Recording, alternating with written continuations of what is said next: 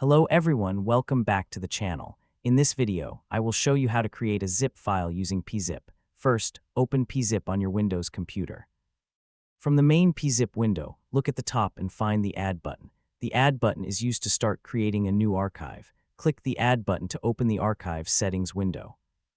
Here, PeaZip provides several options for creating and saving an archive.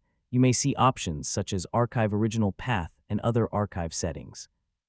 These settings allow you to control how your files will be stored inside the archive. To create a standard zip file, choose Zip as the archive format from the available format options.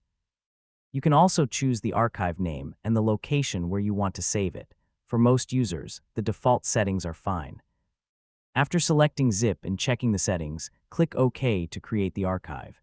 PeaZip will then compress the selected files or folders and create the zip file. Once the process is complete, you can find the zip file in the selected location, so the basic process is very simple. Open PeaZip, click Add, select the files or folders, choose Zip as the format and click OK. That's it. You have successfully created a zip file with PeaZip. Thanks for watching. Don't forget to like, subscribe, and follow for more easy Windows tutorials.